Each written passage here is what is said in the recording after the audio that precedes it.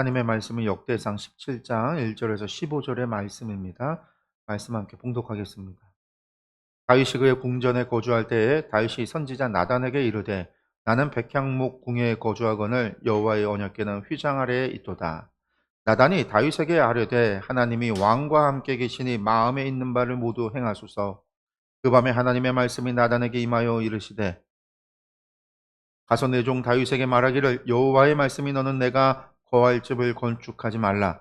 내가 이스라엘을 애굽에서 올라오게 한 날부터 오늘까지 집에 있지 아니하고 오직 이 장막과 저 장막에 있으며 이 성막과 저 성막에 있었나니 이스라엘 무리와 더불어 가는 모든 곳에서 내가 내 백성을 먹이라고 명령한 이스라엘 어느 사사에게 내가 말하기를 너희가 어찌하여 내 백향목집을 건축하지 아니하였느냐고 말하였느냐 하고 또한 내 종 다윗에게 이처럼 말하라. 만군의 여호와께서 이처럼 말씀하시기를 내가 너를 목장 곧 양떼를 따라다니던 때에서 데려다가 내 백성 이스라엘의 주권자로 삼고 내가 어디로 가든지 내가 너와 함께 있어 내 모든 대적을 내 앞에서 멸하였은즉 세상에서 존귀한 자들의 이름 같은 이름을 내게 만들어 주리라. 내가 또 내 백성 이스라엘을 위하여 한 곳을 정하여 그들을 심고 그들이 그곳에 거주하면서 다시는 옮겨가지 아니하게 하며 악한 사람들에게 전과 같이 그들을 해치지 못하게 하여 전에 내가 사사에게 명령하여 내 백성 이스라엘을 다스리던 때와 같지 아니하게 하고 또 내 모든 대적으로 내게 복종하게 하리라. 또 내게 이르노니 여호와가 너를 위하여 한 왕조를 세울지라. 내 생명의 연한이 차서 내가 조상들에게로 돌아가면 내가 내 뒤에 내 씨 곧 내 아들 중 하나를 세우고 그 나라를 견고하게 하리니 나는 그를 위하여 집을 건축할 것이요 나는 그의 왕위를 영원히 견고하게 하리라. 나는 그의 아버지가 되고 그는 나의 아들이 되리니 나의 인자를 그에게서 빼앗지 아니하기를 내가 내 전에 있던 자에게서 빼앗음과 같이 하지 아니할 것이며 내가 영원히 그를 내 집과 내 나라에 세우리니 그의 왕위가 영원히 견고하리라 하셨다 하라. 나단이 이 모든 말씀과 이 모든 계시대로 다윗에게 전하니라. 아멘. 네, 오늘은 역대상 17장의 다윗의 언약에 관한 말씀입니다. 제목은 영원한 언약인데요. 내용 한번 보겠습니다. 다윗은 편안한 집에 거하게 되면서 하나님의 언약궤가 장막 아래에 있다는 사실이 내내 마음에 걸렸습니다. 그래서 모든 힘을 다해 하나님의 집을 짓고 싶었습니다. 그러나 하나님은 다윗의 이런 생각에 제동을 거시고 허락하지 않으십니다. 하나님은 지금까지 단 한 번도 그 어떤 건물이나 장소에 예속되신 적이 없기 때문입니다. 절대적으로 자유로우신 하나님이 앞으로도 그분의 선하신 뜻에 따라 다윗의 자손을 통해 그의 나라를 영원히 보존하겠다고 말씀하십니다. 이 영원한 언약을 따라 만왕의 왕 예수 그리스도께서 이 땅에 오셨습니다. 오늘 말씀은 다윗의 언약에 관한 이야기입니다. 사무엘 하에도 다윗의 언약의 이야기가 나오는데요. 역대상에 나오는 다윗의 언약은 사무엘서하고는 약간 차이가 있어요. 다윗의 언약의 주체가 사무엘서 같은 경우는 다윗이 주인공이거든요. 근데 이 역대상 같은 경우는 다윗이 주인공이 아니라 다윗의 뒤를 이어서 태어날 그 뒤를 이을 왕이죠. 후계자. 그 왕을 통해서 하나님께서 성전을 짓게 하고 그 후계자의 왕위가 견고하게 되겠다. 이제 다윗의 아들에게 좀 초점이 맞춰져 있어요. 이제 그런 부분이 사무엘서하고 좀 차이가 있는데요. 그러니까 역대상에 이제 다윗의 언약의 내용을 좀 보겠습니다. 다윗은 선한 마음으로 성전 건축을 계획했지만 하나님의 생각은 다릅니다. 1절부터 6절의 말씀이죠. 여기 보면은 언약궤가 성전이 아닌 성막에 있다는 사실로 다윗이 괴로워하자 나단은 어떻게 조언합니까? 라고 했는데요. 어, 이 말씀에 보면은요, 우리가 이제 오늘 말씀에는 나오지 않지만 다윗이 그의 궁전에 거주할 때라고 이제 말씀이 시작을 해요. 다윗이 이전에는 사울의 왕이었잖아요. 사울의 왕일 때는요, 궁전이 없었어요. 초대 왕이었을 때. 물론 그가 살던 집이 그가 기브아 그의 고향이 베냐민 집과 기브아의 성읍이 그 집안이 기업으로 받은 마을 도시예요. 그곳에 사울이 살았지만 그곳은 무슨 궁전을 꾸미거나 하진 않았거든요. 근데 다윗이 왕이 되고 나서 이 예루살렘을 여부수 족속을 쫓아내고 예루살렘을 정복해서 그 땅을 차지했을 때 원래 그 땅은 베냐민 지파의 기업이거든요. 근데 베냐민 지파 사람들이 여부수 족속을 쫓아내지 않았단 말이에요. 그게 인제 지금 사사기 수요일 날 사사기 공부하고 있는데 베냐민 지파 사람들이 얼마든지 정복하고 차지할 수도 있음에도 불구하고 하지 않았거든요. 그들이 능력이 없어서 안 한 게 아니라 이미 그전에 여호수아가 한번 예루살렘을 정복했었고, 그다음에 인제 유다 지파가 또 예루살렘을 정복했었고, 그냥 베냐민 지파는 올라가서 그냥 차지하면 되는데 베냐민 지파가 차지를 하지 않았어요. 그랬더니 그 여부수 족속들이 다시 모여서 예루살렘에 그들의 성을 짓고 그곳에서 살기를 다윗 시대까지 400년 가까이를 여호수아 이후로도 쭉 살았단 말이에요. 근데 다윗이 왕이 된 다음에 이 여러 예루살렘, 그때까지 다윗이 왕이 될 때까지만 해도 유일하게 남아 있었던 산지 가운데, 베냐민, 그러니까 유대 산지, 에브라임 산지, 갈릴리 산지, 이런 산지들은 전부 다 이스라엘이 다 정복을 해서 차지하고 있었는데 그때까지도 여부수 족속의 이 예루살렘은 정복하지 못했던 거예요. 남아 있었던 거죠. 그래서 다윗이 이 예루살렘을, 여부수 족속을 쫓아내고 그 예루살렘을 정복한 다음에 그 예루살렘을 다윗의 소유로 삼아요. 원래 베냐민 지파 사람의 기업이었던 것이 다윗의 사유재산으로 삼는 거죠. 다윗이 그 돈을 차지해요. 그러고 난 다음에 그곳에다가 왕궁을 져요. 이제 그게 다윗 성이라고 하는 거죠. 다윗 성. 지금으로 보면 예루살렘이 음 원래 인제 예루살렘 도시가 있고 그 위쪽이 모리아산이라고 연결되어져 있는 모리아산이, 위에가 이렇게 언덕이 쭉 있는데 이제 그 지역에 인제 성전이 지어져서 뭐 그 뒤로는 인제 원래 있었던 구시가지죠. 구시가지부터 성전하고 거기까지 다 인제 도시가 확장이 되고, 오늘날에는 그 확장이 그 옆에까지 계곡을 넘어서 도시가 엄청 더 커졌는데 다윗 시대만 해도 그 작은 원래 인제 오래된 구시가지 그 안에다가 다윗의 성을 짓는 거예요. 근데 다윗 성을 지을 때 오늘 말에도 나오지만 "나는 백향목궁에서 머문다."라고 그러잖아요. 백향목궁.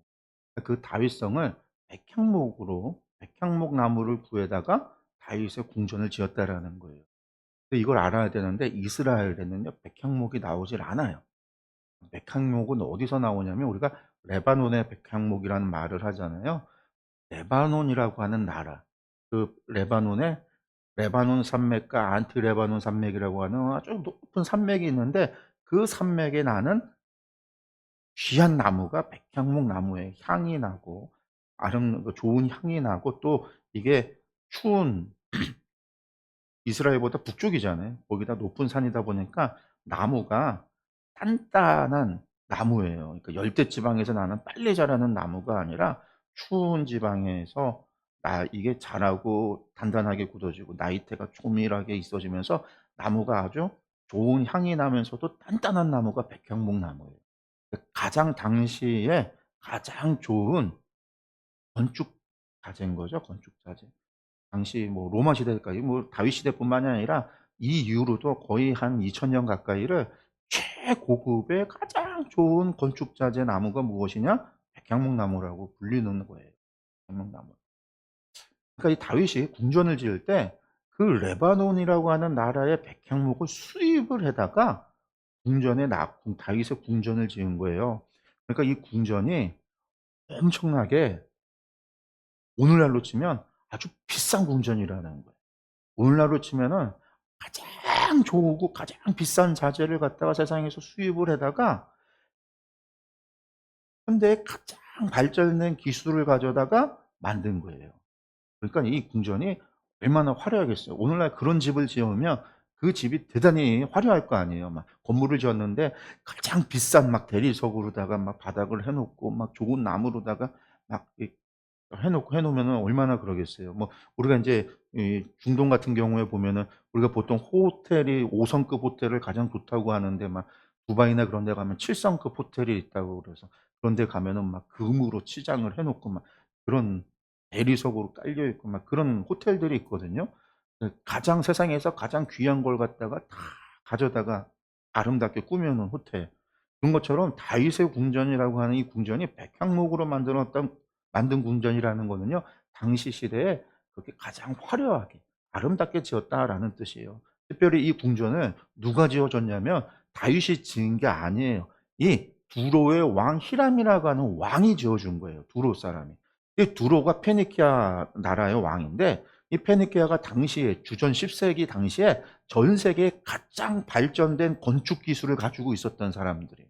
물론 이제 뭐 애굽에 피라미드를 만들고 막 엄청난 막 그런 건축물들을 만드는 건축 기술이 이집트도 갖고 있었지만, 이 페니키아 사람들이 엄청난 이 문명을 가지고 있었거든요. 건축 기술을 가지고 있었고, 그래서 그 사람들이 지주계를 다 제패를 하고 지주계의 도시 국가들을 세우고 그곳에다가 페니키아 국가들을 막 만들었던 그 시대의 페니키아거든요. 그러니까 이 당시 그 사람이 가장 선진화된 문명과 기술을 가지고 가장 고급 자료를 가지고 다윗의 궁전을 지어 줬으니, 다윗의 궁전이 얼마나 화려했겠어요. 그전까지 이스라엘 사람들은 대부분 어디에 살았냐면 천막 같은 거 치고 살고, 이스라엘의 집이 뭐 인제 그전까지는 천막, 왜냐면 양을 쳤으니까 대부분 텐트 갖고 다니면서 양을 치면서 유목을 하면서 이곳에서 풀을 뜯겨 살다가 풀이 없으면 또 풀 있는 곳을 따라 이동을 하면서 텐트 치고 사는 게, 그게 유목민들이거든요.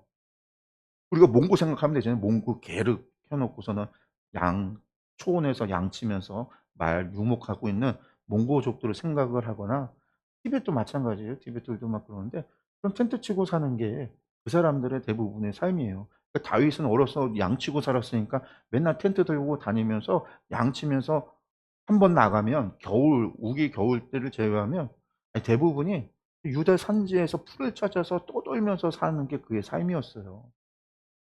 그랬던 그가 엄청나게 화려한 궁전을 짓고 사니까, 그게 진짜 갑자기 한순간에 뭐 집이 바뀌고 막 신분이 바뀌고, 뭐 사실은 도망자였다가 왕이 되고, 뭐 다윗이 양치는 사람이었다 기름 부음 받고, 그의 삶 자체가 그렇게 막 갑자기 막 변화되는 그런 것이 있지만, 어쨌든 그가 왕이 되기 전에도 맨날 도망 다니고 사울에게 쫓겨서 도망 다니고 광야에서 쪽잠을 자고 막 그러던 살던 삶이었는데, 그가 왕이 되고 아름다운 궁전, 그것도 생전 쳐다보지 한 번도 보지 못했던, 두로의 히람이 지어 준다고 해서 "오케이. 지어 줘." 그래서 와서 지었는데, 그 지은 건축물이 어마어마한 아름다운 궁전이었으니 다윗의 눈이 돌아갔겠죠. 얼마나 좋았겠어요. 근데 한편에 다윗은 자기는 이렇게 아름다운 궁전에 한 번도 보지 못했던, 이스라엘에 존재하지도 않았던 궁전이 지어진 거거든요. 그런 집에서 내가 사는데, 하나님은 지금 하나님의 집이라고 하는 성막은 지금 저기 기브온에 있고, 지난주도 봤겠지만 언약궤를 갖고 와서 다윗성에 뒀단 말이에요. 그 언약궤 위에다 다시 천막을 쳐 놨다더라고요, 천막을. 사람들이 사는, 이스라엘 사람들이 사는 흙으로 만든 집도 아니고 그냥 가죽대기 천막을 쳐서 텐트를 쳐 놓고서는 있단 말이에요. 그러니까 그런 상황에서 나는 이렇게 백향목의 아름다운 향기가 나고 아름다운 건축물 안에서 내가 자고 생활을 하는데, 하나님은 이러고 있으니 그 마음에 불편함이 있었다라는 거죠. 나만 좋은 게 아니라 다윗은 그런 신앙인이었던 거죠. 그 상황에서도 하나님을 생각하니, 하나님의 집을 생각하니 너무 죄송스러운 마음도 있었다라는 거예요. 그러니까 지금 여기에 나오는 게 백향목 궁에 거했다. 이스라엘에 지금까지 존재하지 않았던 궁전이 지어진 거예요. 존재하지 않았던 화려한 집이 지어진 거예요. 어마어마하게 화려한 집이 지어진 거예요. 한마디로 초가집 살다가 다 초가집 같은 집만 져 놓고 사람들이 살고 있는데, 거기에다가 갑자기 7성급 호텔 같은 걸 줘 놓고 내가 거기에서 사는 거예요. 그러니까 거기에다가 하나님의 법궤조차도 그런 초가집 같은 그런 천막 같은 거에 넣어 있는데, 마음에 죄송함이 든 거죠. 그러니까 나단 선지자가 괴로워하는 다윗에게 무엇이라고 조언하냐면, 하나님이 왕과 함께 계십니다.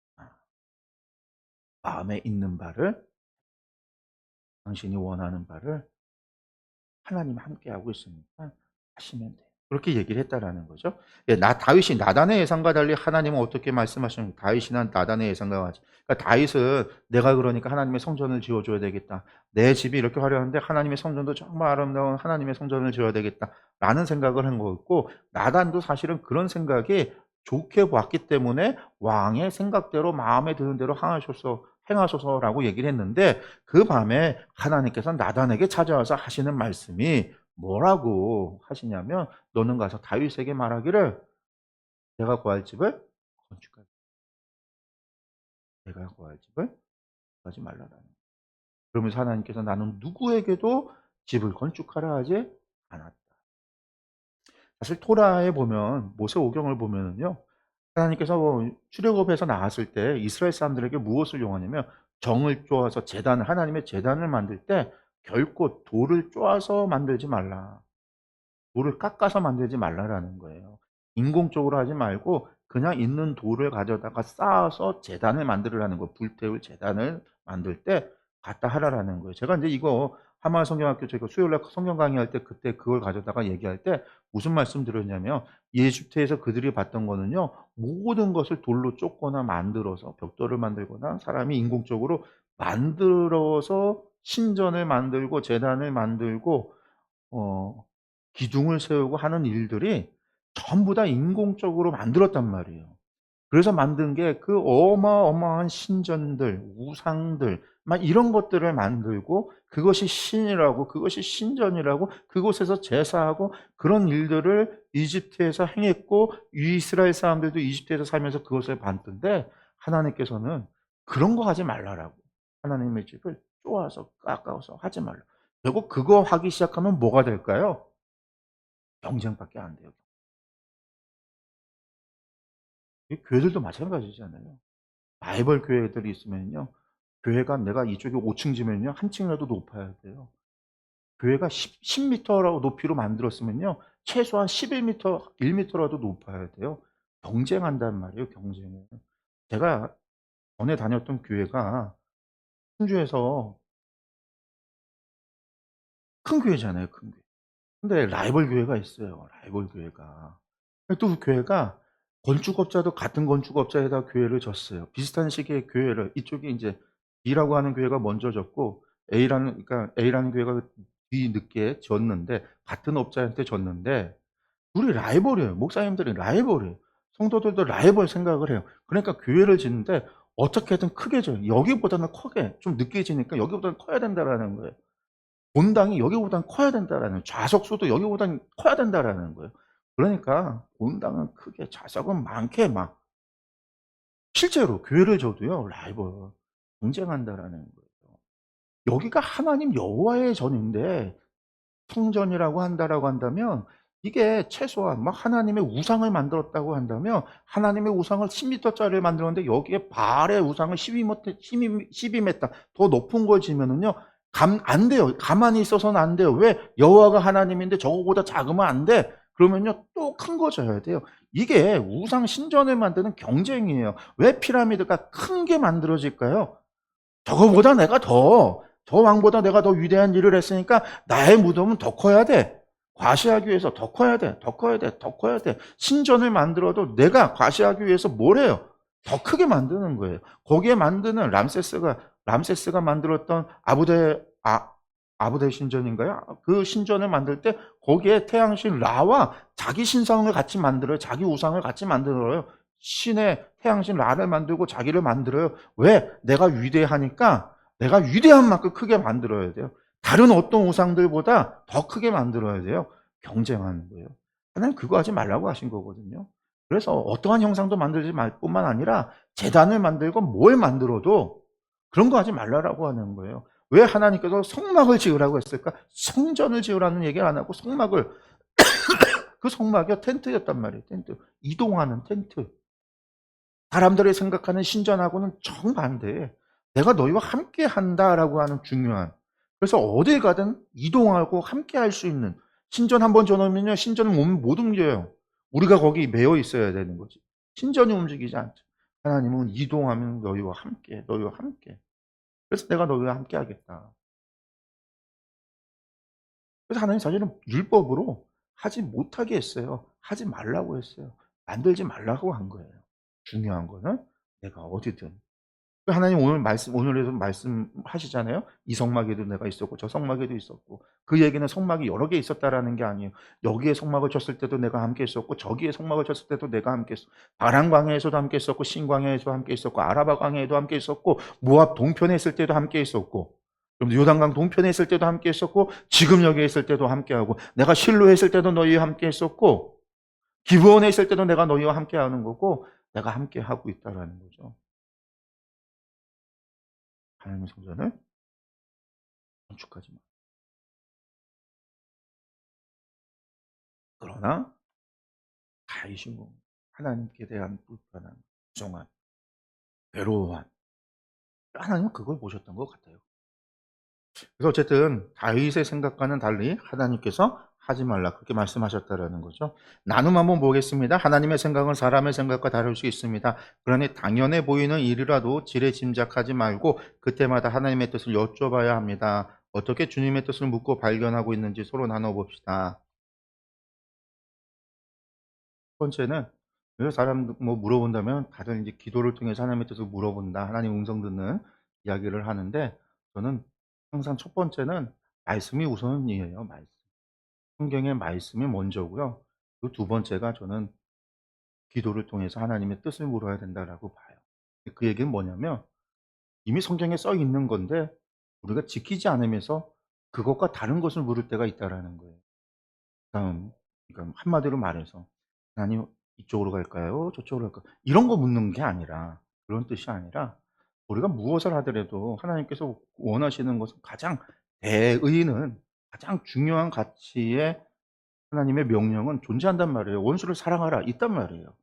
그럼 일단 내가 누구를 사랑해야 됩니까? 이런 질문하기 전에 먼저 있는 거예요. 하나님 원수를 사랑하라.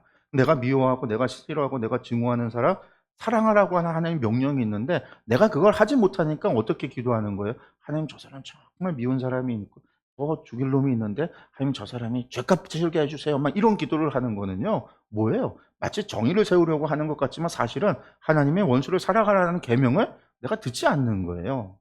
순종하지 않는 거예요. 그러니까 성경에 이미 나와 있는 말씀이 있어요. 복음을 전해야 될까 말아야 될까? 복음을 전해야 될까 말아야 될까는 없어요. 복음은 전해야 되는 거예요. 하나님이 가르쳐 지키게 하라고 했어요. 모든 민족으로. 여기 모든 민족에 제외되는 사람은 없어요. 모든 민족은 다 포함이 된 거예요. 내가 아무리 미워하고 아무리 싫어하는 사람이라 할지라도 그 모든 민족에는 다 담겨 있는 거예요. 예루살렘과 온 유다와 사마리아 땅끝까지라고 할 때 땅끝까지에는 모든 장소가 다 포함이 된 거예요. 그러니까 여기에는 내가 해야 되는가 말아야 되는가에 대한 고민이나 선택이나 이것이 존재하지 않아요. 성경의 말씀에 이미 주어진 것들이 존재하고 있단 말이에요. 가장 우선해야 되는 가치들이 존재하고 있단 말이에요. 그런데 우리가 사실은 그런 것들에 순종하지 않아서 순종하기 싫어서 우리는 이것을 기도라고 하는 것으로 바꿔버려요. 그럼 내가 기도했더니 하나님 응답을 주시지 않아. 그래서 하나님 응답할 때까지 나는 안 할 거야. 기다릴 거야. 라고 이야기하던가 아니면 그걸 가지고 하나님 앞에 뜻을 구한다라고 하면서 하나님 음성을 구하려고 이야기를 해. 그러면 이것보다 이게 중요해요? 하나님이 이미 말씀하신 것이 더 중요해요? 더 우선되어야 되는. 말씀하신 게 우선되어야 된다는 거예요. 그러니까 성경의 말씀이 우선되어야 되는 거예요. 하나님의 말씀이 우선되어야 되는 거예요. 하나님의 명령과 규례와 법도가 우선되어야 되는 거예요. 예수 그리스도의 가르침이 우선되어야 되는 거예요. 그 말씀의 뜻이 우선되어야 되는 거예요. 그 말씀에 담겨있는 하나님의 의도가 우선되어야 되는 거예요. 그거 다음에 그것을 통해서도 우리의 삶 속에서 해결되어지지 않는 문제들이 있어요. 그것이 모든 것의 답이 될 수는 없으니까. 가장 큰 가치로서의 방향을 이야기해 줄 수는 있지만 구체적인 답을 주지 않는 경우들이 있어요. 그런 경우에 하나님 앞에 기도해야 되는 거죠. 그 뒤에는 기도하는 거예요. 그걸 가지고. 내가 하나님의 음성을 듣는다라고 하는 사람들의 이야기를 보면요. 하나님 음성 듣는 것보다는요. 자기 생각이 먼저인 경우가 너무 많아요. 뭐, 선교단체를 비하하려고 하는 얘기는 아니지만 한국 한국에 하나님의 음성 듣는 법이라는 게 유행이 됐던 적이 있어요. 저도 하나님의 음성 듣는 법 막 그런 거 강의도 했고 저도 그것을 가르치기도 했고 뭐 어떻게 하는지 알아요 다. 그래서 설명도 하고 강의도 하고 제가 그렇게 기도하기도 하고 그렇게 뜻을 구하기도 하고 하기도 해요. 그런데 이게 유행이 되고 막 할 때 선교단체 같은 경우가 하나에서 열까지 모든 것을 하나님의 음성을 듣고 해야 된다라고 가르쳐요. 그래서 그 사람들이 늘 하나님의 음성 듣고 한다라고 자기 고백을 해요. 그렇게 얘기를 해요. 아침에 일어나서 오늘 하루를 어떻게 살아갈 것인가에 하나님의 뜻을 구하고 기도하고 하나님의 음성을 듣고 오늘 하루를 살아요. 내가 음성을 듣지 않으면 문 밖에도 나가지 않는 거예요. 근데 이런 사람들이 선교지에 제가 선교단체에서 선교지에 와서 어떻게 하냐면 오늘도 하나님 앞에 음성을 듣고 그 사람들이 서로 오늘 기도하면서 "하나님 오늘 우리가 어디로 가야 됩니까?" 막 기도해서 누가 응답을 그 지도자가 응답을 받아요. "오늘 이쪽 산으로 가란다." 그래서 얘기를 해요. "오늘 아침에 이쪽 산으로 가라니까 오늘 우리는 이 방향 이쪽 산으로 좀 가겠습니다." 그 선교지 사람들이 그쪽으로 가는 거예요. 가 놓고서는요 오후쯤 돼 갖고서는요 하나님의 음성을 들렸어요. "여기가 아니에요. 다시 이쪽으로 가래요." 그러니까 이쪽으로 간다는 거예요. 이게 뭔 소리예요. 이랬다 저랬다. 하나님께서 특별하게 일로 갔다가 또 그때 오후에 필요해서 이쪽으로 가게 하실 수도 있지만 여기가 아닌가요? 이쪽. 이런 식의 응답을 그 하나님의 응답을 듣고 일을 하겠다라고 하는 사람들이 실제로 너무 많다라는 거예요. 실제로 그러지 않아요, 하나님은요. 그러시지 않는다고. 저는 오늘 기도해서 이쪽 방향에 하나님 뜻이 구해졌으면 가는 거예요. 거기에 새로운 만남이 있을 거예요. '여기가 아닌가 벼.'라는 생각이 내 마음에 들어도요. 하나님이 나를 인도하셨으면 함께하고 있으면요. 거기에서 역사가 일어나는 거예요. 기도해서 간다고 그랬으면 가야죠. 근데 또 바뀌었대. 뭐 또 바뀌었대. 근데 대부분 그런 모습들을 보면요. 자기 생각이에요, 자기 생각. 제가 인제 그 얘기를 하잖아요. 하나님은 우리가 잘못된 길로 가면 "잘못된 길로 간 거 한번 고생해 봐라."라고 이렇게 보시는 분이 아니라 99 마리 내버려 두고 길 잃어버린 양 한 마리 찾으러 가시는 분이라고. 저를 가만히 내버려 두시고 우리를 가만히 내버려 두시는 분이 이미 우리 안에 계셔서 함께하고 계시고요. 우리가 혹시라도 잘못된 길로 갔다? 그럼 찾으러 오시는 분이에요. 찾으러 오시는 분이에요. 내 길 위에 하나님이 함께하고 있다라는 것이 있다면 하나님이 나를 인도하시는 분이시지 그랬다가 아니라는 거죠. 그러니까 우리가 인제 "하나님의 음성을 듣는다."라고 이야기하지만 우리가 모든 매 순간 하나님의 음성을 듣고 살아가는 것이 그게 신령한 것이 결코 영적인 것이 아니다라는 거.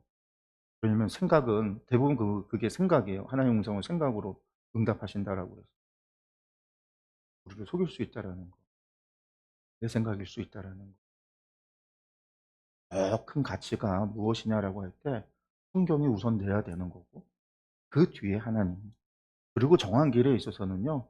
내가 순종하고 나아가는 게 중요한 거지 어떻게 합니까? 어떻게 합니까? 어떻게 합니까? 매 순간 "이거 해도 돼요? 이거 해도 돼요? 이거 해도 돼요?"가 아니라 이거 해."라고 했으면 하나님은 우리가 내가 말한 것을 믿고 신뢰하고 꾸준히 해 나가는 것? 하나님 그걸 원하시지 "조금 갔다 해도 돼요. 해도 돼요. 조금 갔다 해도 돼요." 이런 걸 가지고 "영적이다."라고 말씀하시지 않는다. 그거는 믿음이 없는 거예요. 그래서 우리가 인제 흔히 이야기할 때 저희들이 단무지, 하나님은 단무지 좋아한다. 단순 무식하고 단무지를 좋아한다. 그 단무지가 단순하고 무식하고 한번 말씀하신 거에 무식하게 그냥 가는 사람. 바로 우로 치우치고 생각하고 따지고 하지 않고 의심하지 않고 하나님 말씀하신 것, 하나님 말씀하신 말씀, 그것에 나에게 주어진 하나님의 뜻 그걸 가지고 꾸준히 그냥 가는 것. 말한 것 무식하게 나아가는 것. 하나님은 그런 사람을 좋아하신다. 이제 그렇게 얘기를 하죠. 두 번째 다윗이 하나님을 위해서가 아니라 하나님이 다윗을 위해 집을 지어 주십니다. 7 절에서 15 절까지인데요. 네. 다윗이 하나님의 집을 짓겠다라고 했는데 언약의 내용이 어떻게 바뀌느냐? 하나님께서 다윗의 왕조를 다윗을 위해 다윗의 왕조를 지어 주신다. 다윗 집안을 만들어 주신다. 이게 다윗의 언약이다라는 거죠. 하나님을 위해 성전을 건축하려는 다윗에게 도리어 하나님이 무엇을 약속하십니까? 라고 했습니다. 너의 이름을 세상에서 존귀한 자들의 이름과 같이 만들어 주겠다. 영광 받도록 해 주겠다라는 거죠. 내가 내 백성을 지켜 보호하며 대적으로부터 대적으로 복종하게 하겠다. 그러면서 여호와가 너를 위하여 한 왕조를 세울 것이다. 다윗이 제가 하나님의 집을 짓겠습니다라고 했더니 아니다 짓지 마라 하고서는 하나님께서 무엇을 약속하시냐? 내가 너를 위하여 너의 왕조를 만들어 주겠다. 너의 집안을 만들어 주겠다라는 거예요. 그러고 난 다음에 하나님 누구를 통해 하나님의 집을 건축하게 하시냐면 다윗의 아들 통해서 다윗이 아니라 다윗의 아들을 통해서. 그 사무엘서 같은 경우는요, 다윗의 손에 피가 많이 묻어서 그가 전쟁을 많이 해서 피가 많이 묻었기 때문에 네가 아니라 너의 아들이 될 거다라고 말씀을 하셨는데요. 오늘 말씀에서도 보면 11절, 12절의 말씀을 보면요, 내 씨 가운데 너의 아들 가운데 하나가 하나님께서 그를 왕으로 너의 아들 가운데 하나를 왕으로 세우고 그 나라를 내가 견고하게 하겠다. 그러면서 그가 나를 위하여 집을 건축하게 하겠다. 그런 말씀을 하시죠. 하나님은 다윗에게 어떤 언약을 주십니까? 13절, 14절인데요. 13, 14절의 가운데 하나가 뭐냐면, 어, 내가 내 전에 있던 자에게서 빼앗은 것 같이 하지 않겠다. 그 내 전에 있었던 사람이 사울인데, 사울이 범죄했을 때 하나님께서 어떻게 하셨어요? 그의 왕위를 빼앗아서 다윗에게 줬단 말이에요. 사울이 지은 죄가 두 가지가 있었어요. 사무엘을 기다리지 못하고 제사장이 제사를 드려야 되는데 왕이 자기가 제사를 드린 것 때문에 범죄한 거고, 아말렉을 정복하라고 했을 때 그 아말렉을 갖다가 진멸하지 않고 좋은 것들을 챙겨서 전리품으로 삼았던 죄. 그것 때문에 하나님께서 사울을 버리고 다윗을 기름 부어 왕으로 삼았단 말이에요. 그런데 하나님께서는 다윗에게 무엇을 약속하냐면 내 전 왕처럼 사울처럼 내가 하지 않겠다. 그 얘기는 사울은 한번 죄를 범함으로 말미암아 그 왕조를 하나님께서 빼앗았단 말이에요. 그런데 다윗에게는 빼앗지 않겠다. 너희가 범죄해도 내가 다시 세우겠다. 너희가 회개하고 돌이키기만 하면 내가 그것을 빼앗지 않겠다. 계속해서 왕위를 영위할 수 있도록 하겠다. 그 약속을 한 거예요. 사울의 집안과 같이 되지 않겠다라는 약속. 그게 이제 다윗의 언약, 우리가 말하는 영원한 언약이라고 말하는 다윗의 언약인 거죠. 그래서 영원히 그를 내 집과 내 나라에 세우리니 그의 왕위가 영원히 견고하게 될 거다. 하나님께서 이런 약속을 주세요. 다윗이 짓겠다고 했어요. 다윗은 너 짓지 마. 라고 얘기하시고 하나님께서 도리어 다윗에게 이런 그 얘기는 뭘까요? 사실은 다윗의 마음을 하나님께서 기뻐하신 거예요. 그가 그 좋은 왕궁에서 살면서 그 마음에 죄스러움, 하나님께 대한 죄스러움. 그래서 어떻게 해요? 선지자가 나단 선지자가 뭐라고 얘기했어요? 막 괴로워하니까 괴로워하지 마시라고 이야기하잖아요. 그가 괴로워할 정도로 하나님께 대해서 죄스러움을 가지고 있었다라는 거예요. 그 마음이 거짓되거나 위선된 게 아니라 진실되어졌다라는 거죠. 그 마음을 하나님께서 보시기 때문에 다윗이 너 지을 필요 없어라고 하시면서 도리어 그의 아들에게 하나님께서 왕의 견고한 왕위를 주고 영원한 왕위를 주고 영원한 약속을 주고 하나님께서 너의 집을 갖다가 하나님의 왕을 그 다윗의 왕조를 하는 왕조를 세우겠다라고 하는 그런 약속을 하나님께서 주시는 것. 그것은 다윗의 그 중심을 다윗의 그 마음을 하나님께서 기뻐하셨기 때문인 거예요. 하셨던 거예요. 그가 괴로워하는 모습이, 그가 안절부절 못하는 모습이, 그가 죄스러워하는 모습이 하나님 보시기에 너무 좋더라. 두 번째 나눔, 다윗이 하나님을 위해 집을 지으려 했지만 도리어 하나님이 다윗을 위해 왕조를 세우겠다고 말씀합니다. 우리가 하나님을 위해 열정적으로 일할 때에도 사실 하나님이 우리를 위해 훨씬 더 큰 열정으로 일하고 계십니다. 내가 드린 사랑보다 훨씬 큰 하나님의 은혜를 경험한 적이 있다면 나눠봅시다. 뭐가 있을까요? 항상 그런 생각을 해요.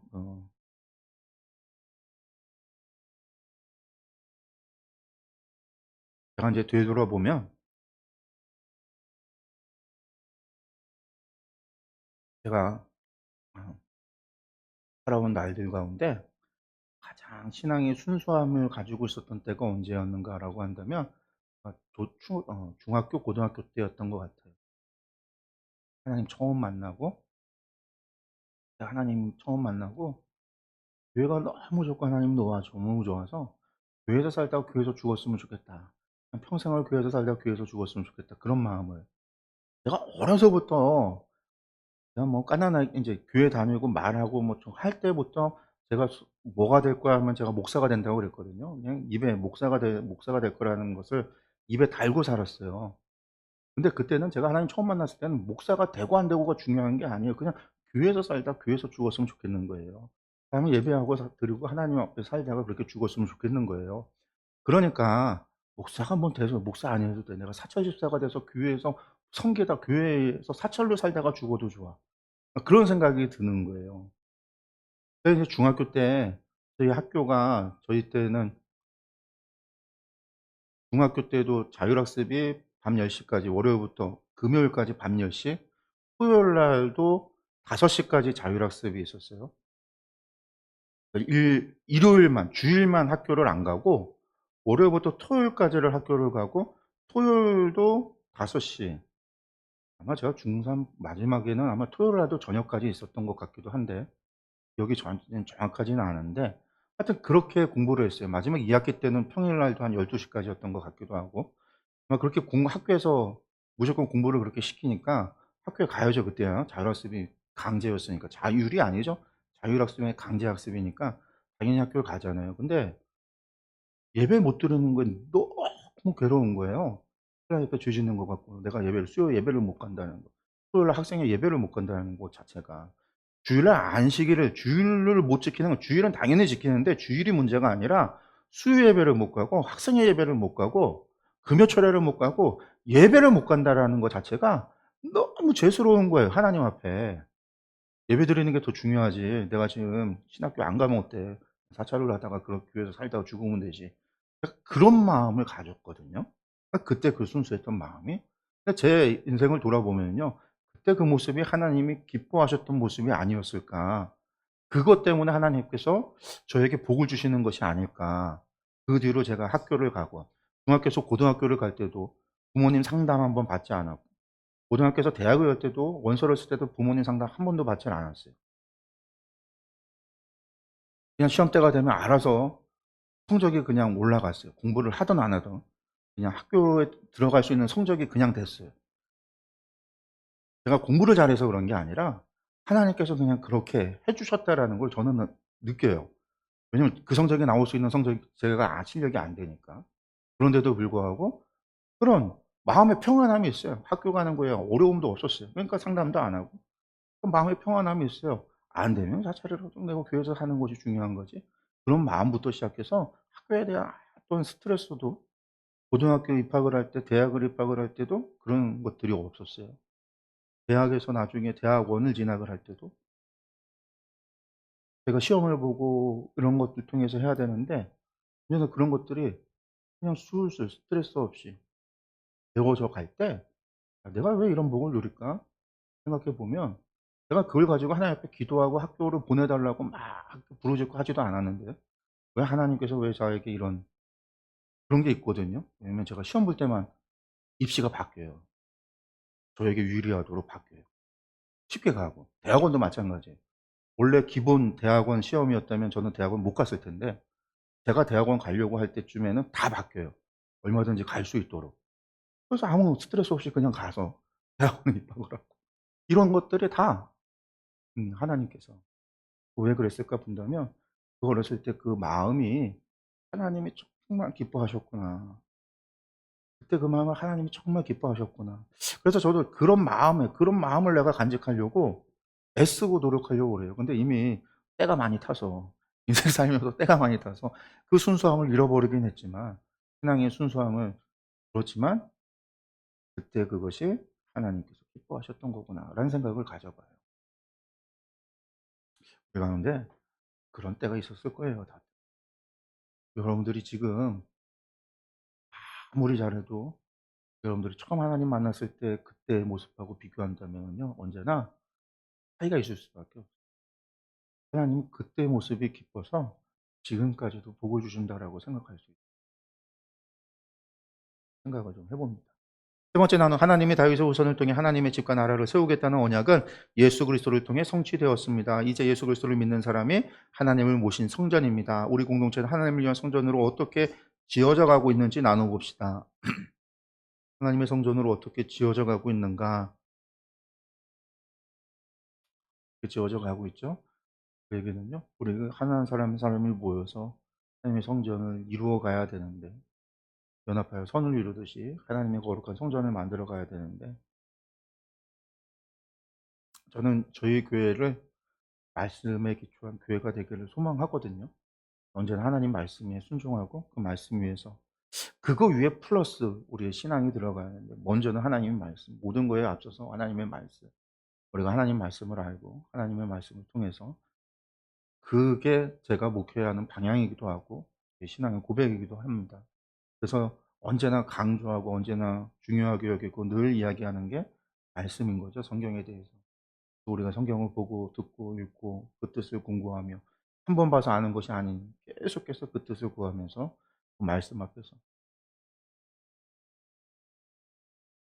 그게 더 나아가서 하나님 음성 들으려고 애쓰는 것보다도 먼저 하나님 말씀 한 장이라도 먼저 보고 가면서 봐가면서 그 말씀의 뜻을 하나님께 담겨 있는 뜻을 구하는 그게 먼저다라고 생각을 하거든요, 언제나. 말씀의 공동체, 말씀 위에 세워진 교회 꿈꾸는 겁니다. 그렇게 세워지기를 원하고 그런 교회가 되어지기를 원합니다. 네, 오늘 말씀 정리하겠습니다. 영원한 언약. 예. 다윗은 하나님의 집을 짓기를 원했지만 하나님은 도리어 다윗의 집을 지어줬다. 그 다윗의 마음을 하나님께서 기쁘게 보셨고 기쁘게 받으셨기 때문에 그 순수함이 그 진실함을 하나님께서 보셨기 때문에 하나님께서 그렇게 하셨다라는 거. 우리가 하나님 앞에 진실함으로 나아가야 되고 우리의 솔직함으로 하나님 앞에 우리는 감출 수 있는 게 아무것도 없잖아요. 하나님은 모든 걸 아시니까요. 우리 머리카락까지 세신바 되고 우리의 마음과 우리의 중심까지도 아시는 분이기 때문에 이미 아세요. 감출 것이 없어요. 부끄러워할 것도 없어요. 우리의 있는 모습 그대로 하나님 앞에 나아가고 그 하나님 앞에 나아가면서 하나님 앞에 그 하나님의 뜻 가운데 순종하려고 했었다면 그게 바로 하나님께서 기뻐하실 포인트다. 하나님께서 원하시는 거다. 우리가 이제 그것을 생각했으면 좋겠습니다. 기도하겠습니다.